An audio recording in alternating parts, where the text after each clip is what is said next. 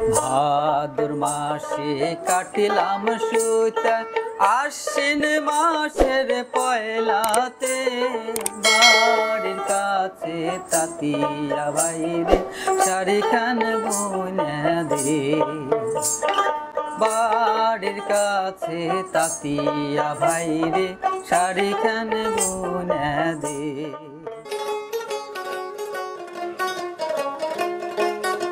নমস্কার বন্ধুরা, আশা করি সকলে খুব ভালো আছেন।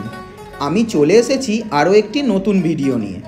আমাদের এই বাংলায় কত কিছুই না ছড়িয়ে ছিটিয়ে আছে, এবং এই বাংলার হস্তশিল্প নিয়ে তো কোনো কথাই হবে না। তারই মধ্যে একটি ঐতিহ্যবাহী হস্তশিল্প হলো তাঁত শিল্প। আর বর্তমানে সেই তাঁত শিল্প প্রায় বিলুপ্তির পথে। আগে গ্রাম বাংলার অনেক গ্রামেই মানুষের মেন রুজি রুটি বলতে ছিল এই তাঁত, কিন্তু বর্তমানে মাত্র কয়েকটা ঘরেই এই শিল্পকে এখনও বাঁচিয়ে রেখেছে। এর আগে আমি রানীবাজারের রঙ্গবতী তাঁতের শাড়ি কীভাবে তৈরি হয় টোটালটাই আপনাদের কাছে তুলে ধরেছি। যারা এখনও দেখেননি তারা আই বাটনে ক্লিক করে দেখে নিতে পারেন। আর আজ আমি যাচ্ছি পশ্চিমবাংলার আরও একটি ছোট্ট এবং খুব সুন্দর গ্রাম আঁটপুর। শাড়ি খান মন আনন্দে পড়িয়া বুনে দিলাম সেই শাড়ি খান মন আনন্দে পড়িয়া, হেলিয়া দুলিয়া পথে চলিও আঁচল ছাপাইয়া। নমস্কার বন্ধুরা, নোম্যাডিক ট্রাভেল টাঙ্কে আরও একবার আপনাদের সবাইকে স্বাগত। আশা করি সকলে ভালো আছেন। আজ আমি চলে এসেছি আরও একটি গ্রামে। দেখতেই পাচ্ছেন পিছনে আমার ব্যাকগ্রাউন্ডে দেখা যাচ্ছে আমি একটি গ্রামের মধ্যে দাঁড়িয়ে আছি। তো এই গ্রামেই মেন জীবিকা হলো তাঁত। হ্যাঁ, সেই তাঁত বুনেই এখানকার মানুষ তাদের রুজিরুটি চলে। সেরকমই একটা গ্রামে এসেছি। পুরো জিনিসটাই আপনাদের সামনে আজকে আমি তুলে ধরবো, কীভাবে পরপর স্টেপ বাই স্টেপ তাঁত তৈরি হয় এবং এদের ইনকাম কিভাবে কী ধরনের আছে, এবং তার সাথে দেখে নেব কতটা সময় লাগে একটা কাপড় তৈরি করতে, কী ধরনের কাপড় হয় এবং সেই কাপড় কোথায় চলে যায়। মানে আমাদের বাংলায় প্রত্যেকটা জায়গায় এক একটা জিনিসের জন্য বিখ্যাত। তো এই জায়গাটিও বিখ্যাত রয়েছে ওই তাঁত শিল্প নিয়ে। আর এই তাঁত শিল্পই আপনাদের কাছে তুলে ধরা আজ আমাদের লক্ষ্য। এখানকার যিনি তাঁতিরা আছেন তাদের সাথে অবশ্যই কথা বলবো এবং দেখাবো আপনাদের টোটালটা। তো চলুন দেরি না করে সরাসরি যাওয়া যাক।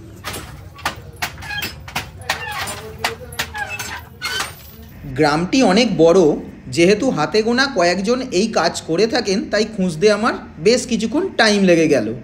অবশেষে খুঁজতে খুঁজতে আমি পৌঁছে গেলাম বিশ্বনাথ বাবুর বাড়ি।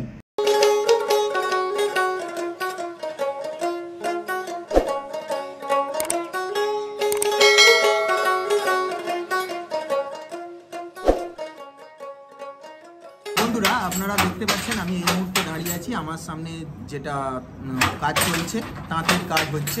তো অনেকেই তাঁত দেখেছেন, আবার অনেকেই দেখেননি। তো মেন বিষয় আজকে আমার আগেই বলেছি আপনাদের যে মেন এই তাঁতের শাড়ি কীভাবে তৈরি হচ্ছে টোটালটাই আপনাদের সামনে স্টেপ বাই স্টেপ তুলে ধরবো। আর এই তাঁতিদের জীবনী সম্বন্ধেও আমরা জেনে নেবো অনেক ছোটোখাটো কথা। আচ্ছা, এইগুলো যেগুলো ঝোলানো আছে এইগুলোকে কি বলে? এগুলোকে সোজা কথায় বলে রেশম। রেশম। আচ্ছা আচ্ছা, মানে এখান থেকে এটা কি ওপর দিকে আপনাদেরই লাগাতে হয় তো? আচ্ছা, এখান থেকেই সুতোটা ওপরে লেগে আবার ওপর থেকে এসে এখান থেকে হচ্ছে, মানে এরকম স্টেপ বাই স্টেপ আপনারা লাগান কিভাবে? এটা আমাদের এখানে মোটামুটি 60 থেকে 64 খানা একবারে 60-70 খানার মতন হয় একবারে, মানে হাতে। আচ্ছা আচ্ছা, পালমে আলাদা ব্যাপার। আচ্ছা, এখন যে শাড়িটা হচ্ছে এই শাড়িটা মানে কি শাড়ি হচ্ছে? এটা এমনি শাড়ি, মানে তাঁতেরই এটা, যেহেতু রেশম দেখছি ওই জন্য আমি জিজ্ঞেস করছি। মানে পাটটা রেশমের হবে তাই তো? ধনেখালি শাড়ি। আচ্ছা আচ্ছা, মানে একটা শাড়ি রেডি হতে মোটামুটি কতদিন?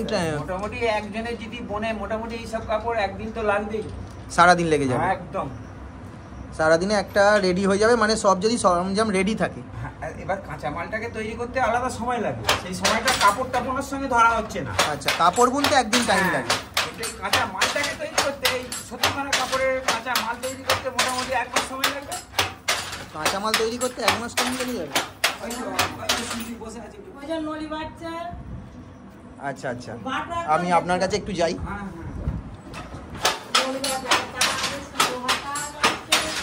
আচ্ছা, কি করছেন এটা আপনি? এটা আমাদের এই সুতো থেকে কাঠিতে পাকানো হচ্ছে।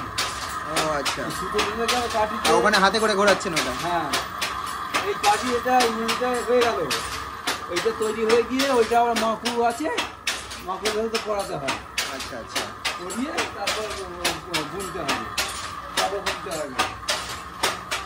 এটা এরকম রেডি করা আছে, পরের বারে হবে। আচ্ছা, মানে এই রকম কাঁচামালটা আপনাদের কাছে আসে? হ্যাঁ, আমার কাছে আছে।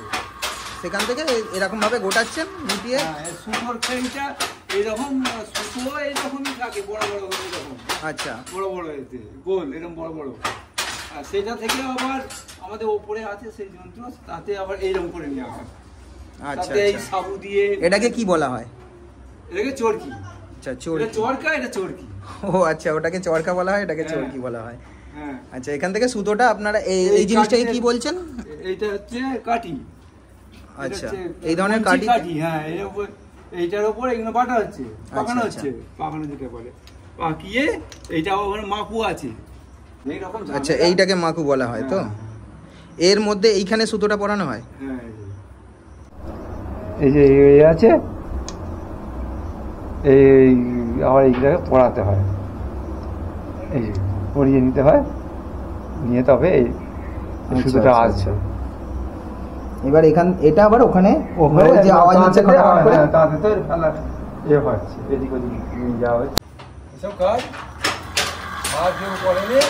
আমি যে এই কাপড়টা বুনে একটা কাপড়ের যে মজুরি পেতাম আগে 350 টাকার মতো পেতাম, এখন 300 টাকার নিচে চলে এসেছি। আগে বেশি ছিল, এখন আবার কমে গেছে? কমে গেছে। আর 10 বছর আগে 350 টাকা, 10 বছর এখন বর্তমানে সেটা না হয়েছে 300 টাকা, যেটা এখন মোটামুটি 800 টাকা হওয়ার কথা। হ্যাঁ হ্যাঁ হ্যাঁ, ও বাবা, এই তো জিনিস তো 20% চাপ আছে, এখন নেই। একটা কাপড় করতে গেলে, একার পক্ষে করতে গেলে কদিন লাগবে? একার পক্ষে একা হবে না, একদিনে হবে না, কিছুটা কম হবে। আচ্ছা আচ্ছা, মানে দুদিনে হয়তো, মানে আপনার এই সুতো রেডি করে যদি একা করেন আপনি? এইগুলো তো আগে করে নিতে হয়। আচ্ছা, একা এইগুলোর তো মজুরি আলাদা পান না? না, সব একসাথে, মানে 300 টাকা মজুরিতে আপনাকে এইগুলো করতে হচ্ছে, আবার টোটাল কাপড়টাও করতে হচ্ছে। মানে আপনি কতদিন ধরে করছেন এই কাজ? 40 বছর, মানে এটাই করে আসছে? হ্যাঁ, এইটাই করে। আপনার পূর্বপুরুষও এই একই কাজ করছে? বাবা করেছে, দাদু করেছে, কিন্তু আমাদের ছেলে মেয়েরা এইসব কাজে আছে। তো কিছুটা আপনাদের দেখালাম, কারণ এত গরমের মধ্যেও এনারা যে রকমভাবে পরিশ্রম করে চলেছেন, মানে এনাদের মুখ থেকেই শুনলাম যেটা, প্রায় সারা দিন লেগে যায় একটা কাপড় বুনতে একজনের, বাট সেটার রেডি করার জন্যে আরও প্রায় আধবেলা, মানে একটা দিন আরও ধরে নিতে পারেন, মানে টোটাল 2 দিনে একটা কাপড় তৈরি হয়, এবং তার মজুরি মাত্র 300 টাকা পান এনারা। তো এনারা যেটা বলছেন, আগে তবু 350-400 টাকা পাওয়া যেত, কিন্তু এখন সেটা 300 টাকায় নেমে এসছে। মানে যত দিন যাচ্ছে জিনিসপত্রের দাম বেড়ে যাচ্ছে, কিন্তু এনাদের মজুরি ততটাই কমে যাচ্ছে। আমি জিজ্ঞেস করলাম কাকুকে, উনি বললেন ওনার পূর্বপুরুষও এই কাজ করে আসছেন এবং উনিও এই কাজ করছেন, এছাড়া অন্য কাজ ওনারা করেন না। মানে এটাই এনাদের মেন রুজি রুটি। এনারা সবাই মিলে, টোটাল ফ্যামিলির সব পরিবারে মিলে এই কাজ করে আসছেন, যাতে একটু হেল্প হয়। ওখানে সুতো আসছে মহাজনের কাছ থেকে, ডাইরেক্ট আসে এনাদের কাছে, মানে কিনে আনেন। এবার এই সুতো সরাসরি চলে যায় যেটা আছে আমাদের চরকা, সেই চরকার প্রসেসিং হয়, এবার ওখান থেকে চলে যায় সোজাসুজি তাঁতে। মানে একটা কাপড় বুনতে গেলে কতগুলো স্টেপ মানে এনাদের কভার করতে হয়, সেটাই আপনাদের সামনে আজকে আমি তুলে ধরছি। এটাকে কি বলে বললেন? ড্রাম বলে? তাহলে পার্টি বলে এটাকে? আচ্ছা আচ্ছা, মানে এই গোল রাউন্ডটাকে কি বলা হয়? গুটি বলা হচ্ছে। আর আপনি যে হাতে করে এটা করছেন, এটা তাঁত বলে, এটা হাতল বলে। আচ্ছা, মাকু ফেলা হচ্ছে। আচ্ছা, ওই যে মাকুটা যেটা দেখলাম ওইটাই এদিক ওদিক হচ্ছে।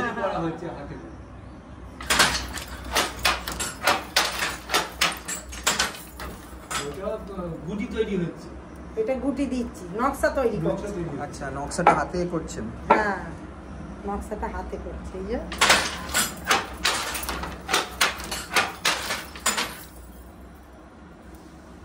পিচবোর্ডের আছে, ঝাঁপ টিপছি। শিখতে কতদিন লেগেছে আপনার?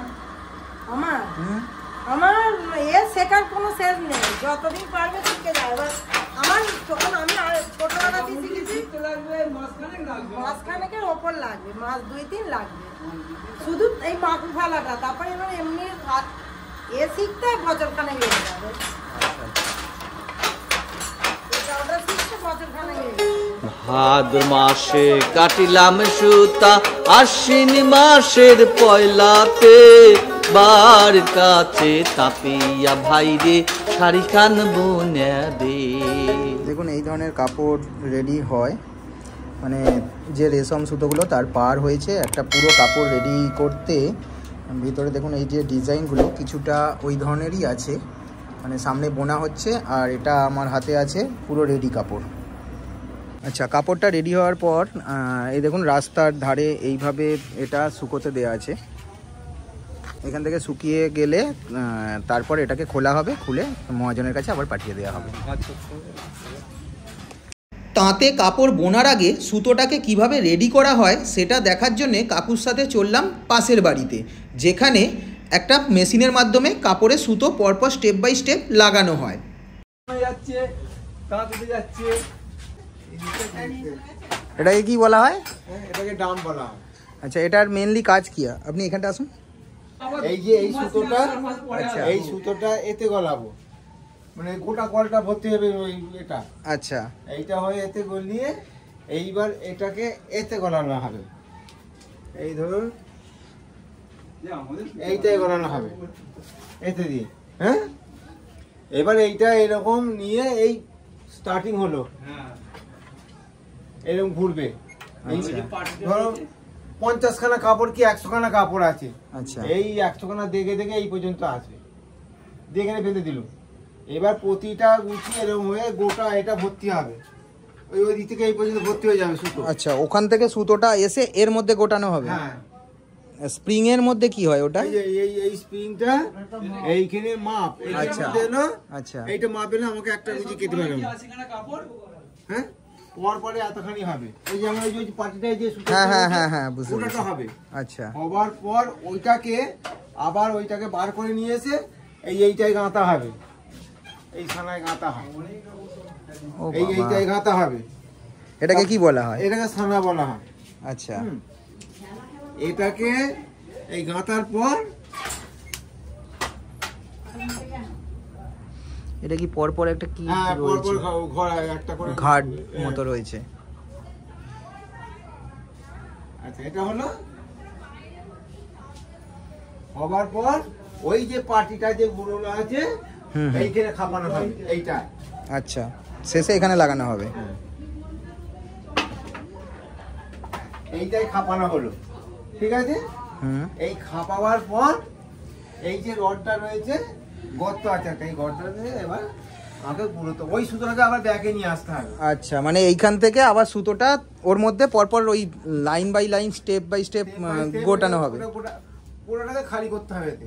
আচ্ছা, ওই যে খালি করে ওইটাই গুঁড়োনো হয়, হুম। ওই খালি করে এবার ওদের মানে আপনি এখান থেকে রেডি করে দিলেন, পরপর কি কালার হবে বা এভাবে টোটালটা রেডি হয়ে যাওয়ার পর সাজিয়ে দিলেন। প্রাথমিকটা সাজিয়ে দিলাম, দেবার পর তারপর তাঁতে চলে গেল। আচ্ছা, এখান থেকে রেডি হয়ে যাওয়ার পর তাঁতে যায়। আপনি কতদিন করছেন এই কাজ? আমি এটা করছি মোটামুটি 35 বছর। 35 বছর করছেন, মানে এখন কি কাজ কি আগে থেকে কমে গেছে? হাফ হয়ে গেছে। আগে যদি মাসে 30টা করতো, এখন মাসে 15টা। আচ্ছা, মাসে 15টা হিসাবে কাজ মানে হয়ে গেছে। সংসার চালানো দায় হয়ে পড়েছে। এছাড়া আপনি আর কি করেন? আর কি করব, এটাই এটাই আর কি করব। এই যে বয়স হয়ে গেছে, আর কিছু করা সম্ভব? এই কাজটা আপনি যে টোটাল এখন জিনিসটা বোঝালেন, এটা করতে আপনার কি সারাদিন একদিনের কাজ হয়ে যায়? একদিনে হয়, 1.5 দিন 2 দিনও লেগে যায়। 200 টাকা রোজগার করতে আমাদের 200 টাকা রোজগার করতে হাড়হিম হয়ে যায়। মাসটি গেলে 4,000 টাকা রোজগার করতে হয়তো নাও হতে পারে। এই যে দেখছেন আপনারা, এটাকেই বলা হয় ড্রাম। তো এই ড্রামে যে দাদা কাজ করলেন, ওনার কথা এতক্ষণ শুনলেন। যাই হোক, আমি যতটা পারলাম আপনাদেরকে দেখানোর চেষ্টা করলাম। টোটাল কাজটা মানে পরপর স্টেপ বাই যে স্টেপ সুতোটা, ওটাই ওই ড্রামে তৈরি হচ্ছে। ওইটা তৈরি হয়েছে, তারপর আচ্ছা, হয়ে যাওয়ার পর এই জিনিসটা ওইটা আসার পর এই যে এতে গাঁথা হবে, এই যে গর্ত আছে, আচ্ছা হ্যাঁ হ্যাঁ, ওতে গাঁথা হবে। গাঁথার পর এইখানে ছানা আছে, ওতে এইটা 1700 সানা আছে, 1700 সানা গাঁথা। ওই একটা একটা করে সুতো যেটা ওখান থেকেই হয়ে যাচ্ছে, ওটা লাগানো আছে। আসছে, আসার পর এতে গাঁথা হচ্ছে। আচ্ছা, হ্যাঁ, হুম। এই যে এর ভেতরে, এই যে ভেতর খেয়ে আছে, এই একটা ওর একটা নিয়ে, দুটো নিয়ে আবার এই সানায় গাঁথা হচ্ছে। ওটা কি হাতেই গাঁথা হয়? হ্যাঁ, হাতি গাঁথা। অনেক টাইম লেগে যাবে। হ্যাঁ, এইটা করতে সারাদিন লাগে। হ্যাঁ, তো সারাদিনই তো লেগে যাবে দুজনে। তারপর ওইখানে আসার পর এবারে এখানে দড়িতে টান ফান দিয়ে সব রেডি করে তারপরে এইগুলো আলাদা কাটতে হয়, যে ওইগুলো বাটগুলো, ওগুলো বাট বলে আর কি। আচ্ছা, রেশমের যে নকশার যে ব্যাপার। আচ্ছা, এই নকশাটাই যেটা হচ্ছে ওপর থেকে আসছে, এই সুতোর নকশা। ওইটাকে আবার এতে সব একটা একটা করে গুলিয়ে হিসাব করে সব হিসাব আছে, সব গলানো আছে। এর ভেতরে গলানো আছে, গলিয়ে আবার এই সানায় গাঁথতে হয়। গেতে তারপর রেডি হওয়ার পর ওই যে ওপরে যেটা মেন নকশা আছে, ওই যে এইটা, হ্যাঁ, আচ্ছা, এটাই ওই ডিজাইন। ওইটা থেকেই ডিজাইন তৈরি হচ্ছে, এই নকশাটা। হ্যাঁ, ওইটা থেকে এই নকশাটা তৈরি হচ্ছে। এত কিছু করার পর এবার ওই নকশাটা তৈরি করছে আর এখানে। এই নকশাটা হচ্ছে ওর দ্বারাই হচ্ছে। এবার এটা গুটি তোলা হচ্ছে। মানে শুধু এই প্রসেসটা করতে আপনার একদিন লেগে যাচ্ছে? এইটাতে আর এইটাতে তো আমার একদিন লেগে যাচ্ছে। একদিন লেগে যাচ্ছে, আবার এটা বুনতে আরো একদিন।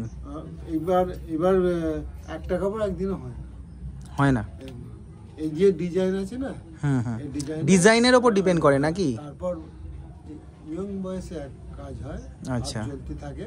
আর যত বয়স হবে তত, আমি এখন হয়তো দুদিনে একখানা, তার বেশি বুনতে পারি। দেখুন, কাজ চলছে। আপনাদের কাছে আমি টোটাল প্রসেসটাই স্টেপ বাই স্টেপ তুলে ধরলাম। তো কেমন লাগলো অবশ্যই জানাবেন। আর যদি ভালো লাগে চ্যানেলটাকে সাবস্ক্রাইব করে দেবেন, পাশে থাকা বেল আইকন ক্লিক করে নোটিফিকেশনটা অন করে দেবেন। এই রকম প্রত্যন্ত গ্রামের, প্রত্যন্ত আমাদের বাংলার ঐতিহ্য, সেই ঐতিহ্যগুলোকে আমি আপনাদের সামনে তুলে ধরবো। বাই বন্ধুরা।